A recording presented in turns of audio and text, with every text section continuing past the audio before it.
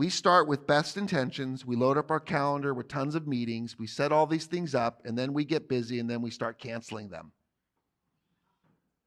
You cannot do that. I will tell you from experience. The minute it's not important to you, it's not important to anyone else. And your team will follow the pattern set by the leader. And if the leader doesn't think it's important, the team won't think it's important. So as hard as it is for you, as tired as you are, as frustrated as you are, as many fires and dealing with payroll not going to be made that Friday comes up, you have to keep these meeting cadences. Or assign them to somebody that can. So once in the model, they don't move. Now we might move it an hour or so, but I would say 90% of the time these meetings stay on track. Let's think about a Monday meeting huddle. So a Monday marketing huddle, where we're going to quickly talk about last week's leads, cost per lead, set percent, net issued appointments, where we on or off target to last week's numbers. And we're going to adjust during that meeting for the current week or the next week what we need to do to get back on track.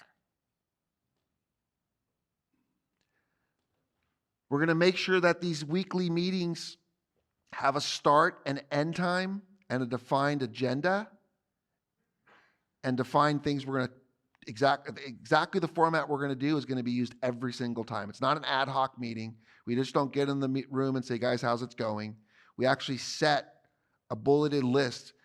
And this is where you have to train your team on how meetings need to function. Again, if you're using Traction or the EOS system, you do that. But if you're not, you need to teach your team how to have a level 10 meeting or how to have a meeting, right?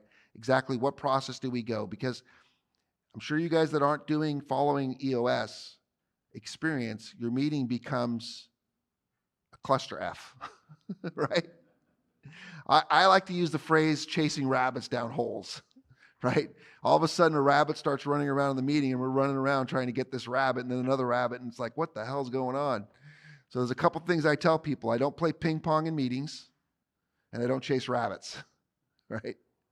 It's a structured set and we start and we end on time every time, even if the meeting is seeming like it needs to continue past the time, I will stop the meeting. Guys, we have 2 more minutes left. Let's chair this to another meeting. Let's chair this to another time. So Tuesday sales meetings, we might go over sales goals, close rates. Thursday ops meetings. How are our installs going versus our capacity? What's our upcoming volume? How many crews do we have? Yes.